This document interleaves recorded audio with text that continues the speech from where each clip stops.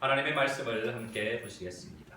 오늘 우리에게 주신 하나님의 말씀 사도행전 2장 14절에서 21절까지 말씀을 우리가 함께 보시겠습니다. 제가 봉독합니다. 하나님의 말씀을 함께 보시겠습니다. 베드로가 11사도와 함께 서서 소리를 높여 이르되 유대인들과 예루살렘에 사는 모든 사람들아, 이 일을 너희로 알게 할 것이니 내 말에 귀를 기울이라.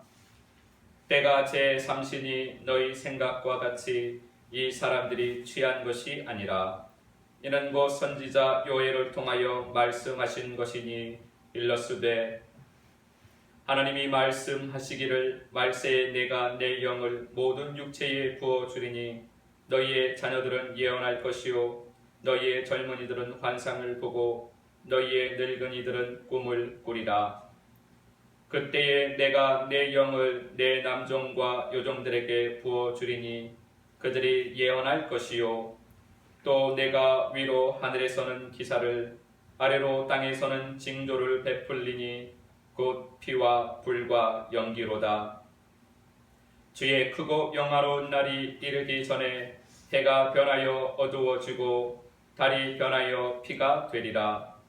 누구든지 주의 이름을 부르는 자는 구원을 받으리라 하였느니라. 아멘. 오늘은 말씀은 성취가 되는가라는 제목으로 하나님의 말씀을 우리가 아버지의 마음을 잠시 살펴보도록 하겠습니다. 우리는 믿음의 세계를 사는 사람들입니다. 우리는 세상 사람들의 말을 믿지 않습니다. 우리는 세상에 권위 있는 자들, 세상의 학자들의 말을 믿는 사람들이 아닙니다. 우리는 이방 종교의 말을 믿지 않습니다. 우리는 오직 하나님 아버지의 말씀을 믿습니다. 우리가 주님의 말씀을 믿는데 여러분들은 그 말씀이 믿는다고 하는 그 믿음이 어떠한 믿음이십니까? 성경이 주님의 말씀이라는 것을 믿으십니까? 그런데 성경이 주님의 말씀이라고만 믿으면 이 주님의 말씀은 예배 때만 필요한, 종교 생활에만 필요한 말씀이 되어버립니다. 또한 주님의 말씀이 나에게 하신 말씀이라는 것을 여러분은 믿으십니까? 주님의 말씀이 나에게 하신 말씀이라고만 믿으면 하늘 소망만 가지고 살게 됩니다. 나에게 하신 말씀, 주님 감사합니다. 감사합니다. 나에게 말씀해 주시니 감사합니다. 라고 하늘 소망만 가지고 살게 됩니다. 그러면 여러분은 주님의 말씀이 나에게 성취가 된다고 믿으십니까? 주님의 말씀이 나에게 성취가 된다고 믿으면 우리는 말씀을 따라서 살게 됩니다. 말씀을 따라 살다 보면 말씀이 나의 삶이 됩니다. 그래서 말씀을 살게 되는 것입니다. 저절로 말씀이 사라지는 것입니다. 내가 억지로 하나님의 말씀을 살려고 노력하는 것이 아니라 저절로 말씀이 사라집니다. 이것이 생명의 길을 걷는 하나님의 자녀의 삶입니다. 그러한 생명의 길에 하나님의 자녀의 삶을 살게 되시기를 예수 그리스도 이름으로 축복합니다. 사도행전 2장 17절 말씀 우리가 함께 봉독하겠습니다. 하나님이 말씀하시기를 말세에 내가 내 영을 모든 육체에 부어주리니 너희의 자녀들은 예언할 것이요 너희의 젊은이들은 환상을 보고 너희의 늙은이들은 꿈을 꾸리라. 아멘. 베드로는 오순절 성령 강림 사건이 요엘서에 기록된 하나님의 말씀의 성취라고 믿었습니다. 하나님이 말씀하시기를 하나님께서는 우리에게 말씀을 하십니다. 우리는 하나님의 말씀을 들어야 합니다. 그리고 내가 들은 하나님의 말씀을 선포해야만 합니다. 베드로도 지금 하나님의 말씀을 나누고 있습니다. 선포하고 있습니다. 베드로는 자신에게 일어난 놀라운 일이 요엘서의 말씀의 성취라는 것을 듣고 그 말씀을 지금 나누고 있는 것입니다. 요엘서의 말씀이 나에게 성취되었구나 라는 것을 주님께서 말씀해 주셨기 때문에 안 것입니다. 그래서 그 말씀을 듣고 선포하고 있습니다. 하나님의 말씀을 들으려면 마음을 열고 있어야만 합니다. 귀를 열고 있어서는 하나님의 말씀을 들을 수 없습니다. 하나님은 영이십니다. 영이신 하나님은 우리의 마음의 말씀을 하십니다. 그래서 주님의 말씀을 들으려면 마음을 열고 있어야 하는 것입니다. 주님의 말씀을 들으면 믿음이 자라게 됩니다. 믿음은 주님의 말씀을 들어야만 자랍니다. 주님의 말씀을 들으면 생명이 자라게 됩니다. 주님의 말씀을 들어 생명이 자라면, 믿음이 자라면, 믿음이 성장하면 그 말씀을 내가 살게 되는 것입니다. 우리가 주님의 말씀을 듣는 것은 대단한 비밀을 알기 위함이 아닙니다. 놀랍고 신비한 세계를 알기 위함이 아닙니다. 우리가 주님의 말씀을 듣는 것은 하늘 세계의 일을 알기 위함이 아닙니다. 우리가 주님의 말씀을 듣는 것은 믿음으로 그 말씀을 살기 위함입니다. 주님의 말씀을 들으면 믿음으로 그 말씀이 사라지게 됩니다. 믿음은 들음에서 나오는 것입니다. 순종은 들음에서 나오는 것입니다. 주님의 말씀은 우리가 분석하고 해석해서 그 뜻을 알아서 그 뜻을 내가 알았기 때문에 그 말씀이 믿어지고 사라지는 것이 아니라는 것입니다.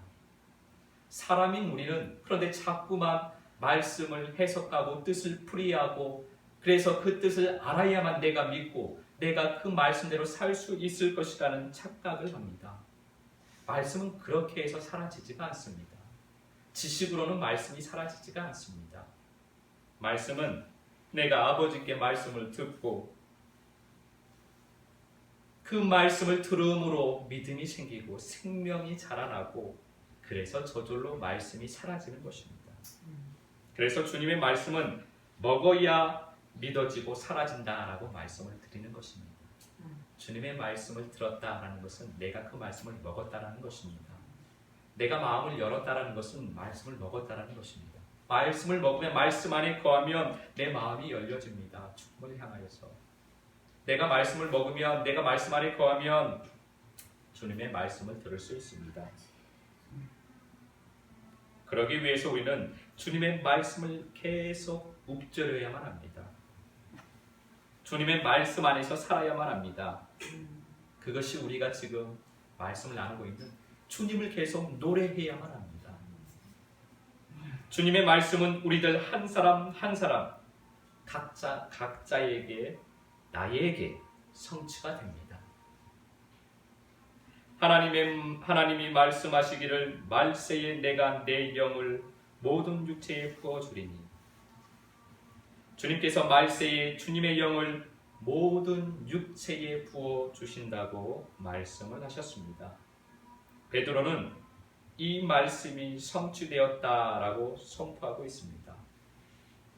선포자는 믿음으로 선포하는 것입니다. 선포자는 담대하게 선포합니다.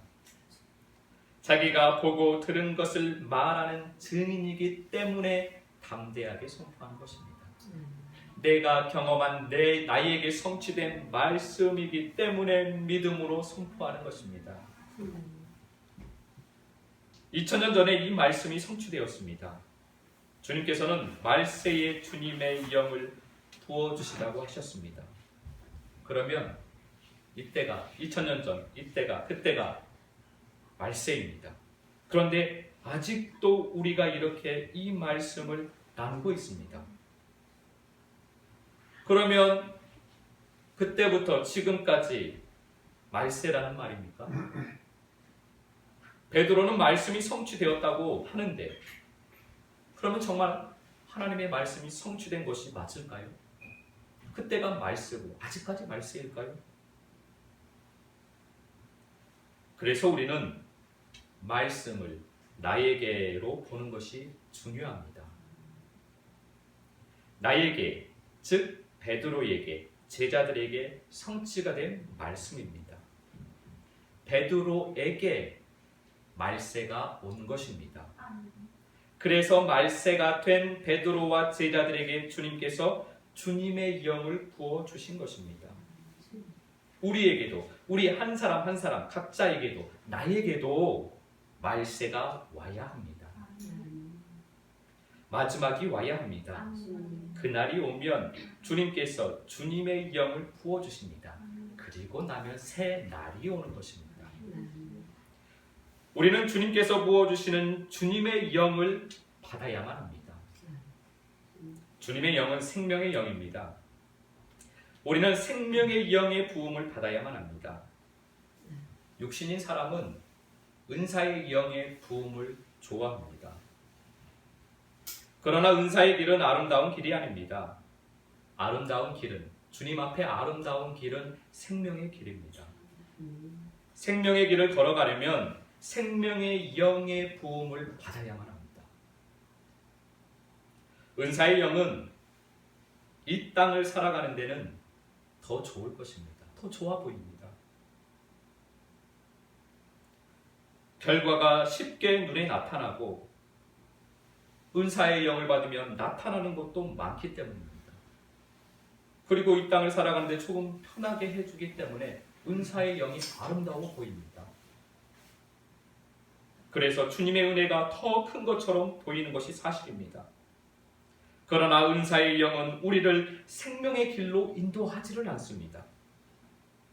우리가 생명의 길을 걸어가려면 생명의 영의 부음을 받아야만 합니다. 그것이 아버지께서 보시기에 아름다운 길입니다. 에스겔서 37장 7절에서 10절까지 말씀을 우리가 함께 보겠습니다. 에스겔서 37장 7절에서 10절까지 말씀을 함께 봉독합니다. 이에 내가 명령을 따라 태어나니 태어날 때에 소리가 나고 움직이며 이 뼈 저 뼈가 들어맞아 뼈들이 서로 연결되더라. 내가 또 보니 그 뼈에 힘줄이 생기고 살이 오르며 그 위에 가죽이 덮이나 그 속에 생기는 없더라. 또 내게 이르시되 인자야 너는 생기를 향하여 태어나라. 생기에게 태어나여 이르기를 주 여호와께서 이같이 말씀하시기를 생기야 사방에서부터 와서 이 죽음을 당한 자에게 불어서 살아나게 하라 하셨다 하라.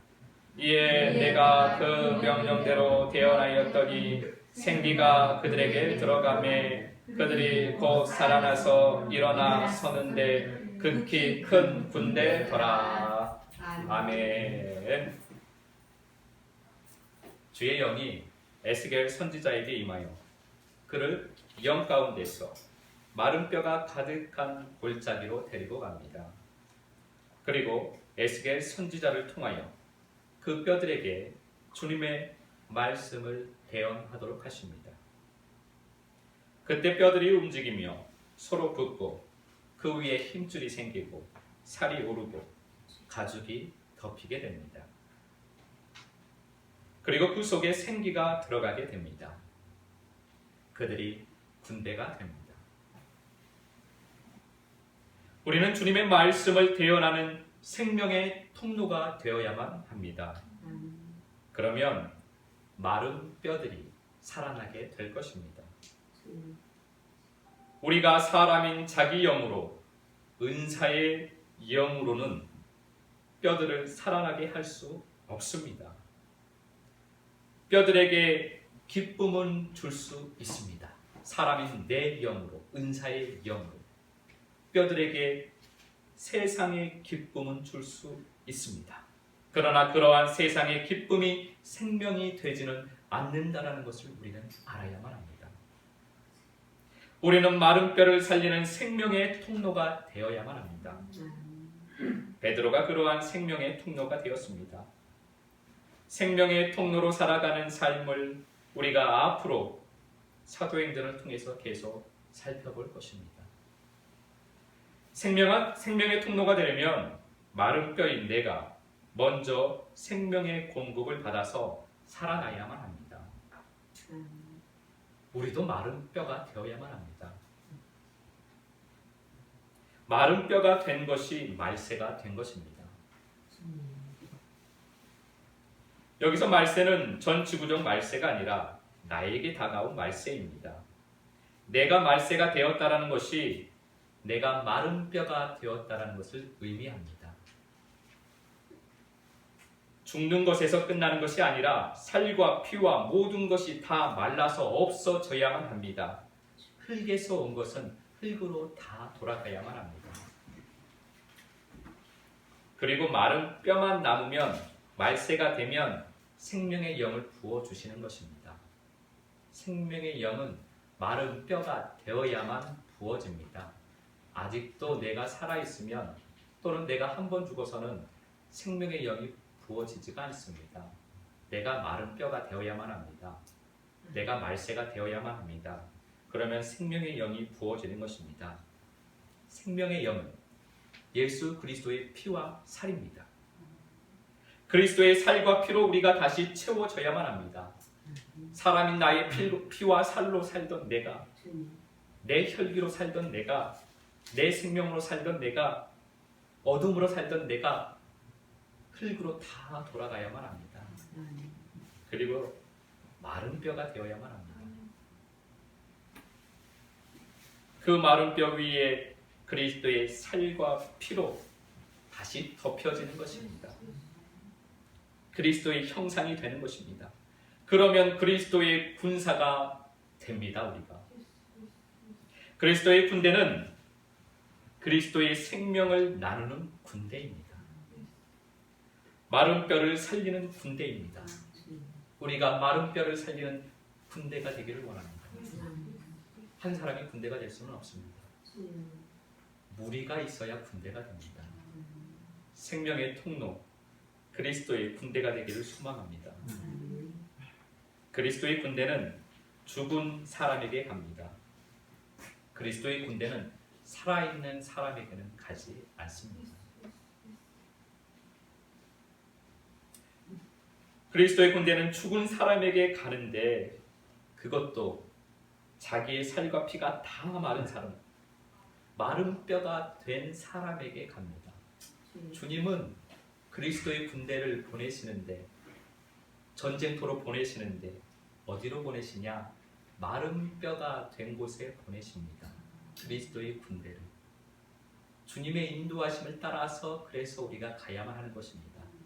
내가 내 힘으로 아직도 가려고 하면 우리는 아직 그리스도의 군대가 아닌 것입니다.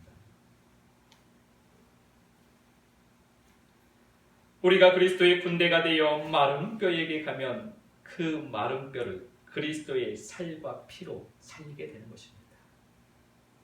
그렇게 그리스도의 살과 피로 마른 뼈를 살리는 생명의 통로가 되시기를 예수 그리스도 이름으로 축복합니다. 역대하 20장 20절에서 22절 말씀 우리가 함께 봉독합니다. 이에 백성들이 아침에 일찍이 일어나서 두고와 들로 나가니라. 나갈 때에 여호사밧이 서서 이르되 유다와 예루살렘 주민들아 내 말을 들을지어다. 너희는 너희 하나님 여호와를 신뢰하라. 그리하면 견고히 서리라. 그의 선지자들을 신뢰하라. 그리하면 형통하리라 하고 백성과 더불어 의논하고 노래하는 자들을 택하여 거룩한 예복을 입히고 군대 앞에서 행진하며 여호와를 찬송하여 이르기를 여호와께 감사하세 그의 인자심이 영원하도다 하게 하였더니 그 노래와 찬송이 시작될 때에 여호와께서 복병을 두어 유다를 치러 온 암몬 자손과 모압과 세일산 주민들을 치게 하심으로 그들이 패하였으니 유다와 여호사밧이 이방의 연합 세력과 전쟁을 하게 됩니다. 이 전쟁을 통하여 주님은 우리에게 그리스도의 군대가 승리하는 방법을 보여주십니다. 골리앗과 같은 세상 앞에서 다윗과 같은 우리는 주님의 이름으로 나아가야만 합니다. 주님의 이름으로 나아가는 것은 세상의 기술과 방법과 세상의 지식이 아닙니다. 우리의 무기는 칼과 창이 아니기 때문입니다. 우리의 무기는 어떠한 견고한 진도 무너뜨리는 하나님의 능력입니다. 우리의 무기는 내 안의 생명의 영입니다. 우리의 무기는 내 안의 생명의 말씀입니다. 우리의 무기가 능력이 되려면 그래서 찬양을 해야만 합니다. 주님 앞에서 감사의 노래를 불러야만 합니다. 생명의 노래를 불러야만 합니다. 주님께서 주신 노래를 우리는 불러야만 합니다. 그것이 우리의 무기입니다. 이렇게 하나님의 말씀은 나에게 성취가 됩니다. 하나님의 말씀은 여러분 한 사람 한 사람에게 성취가 됩니다. 이번 한 주간도 주님께서 주신 노래를 부르며 그리스도의 군사로 말씀을 성취하는 한 주간이 되시기를, 이번 한 주간도 생명의 통로가 되시기를 예수 그리스도 이름으로 축복합니다.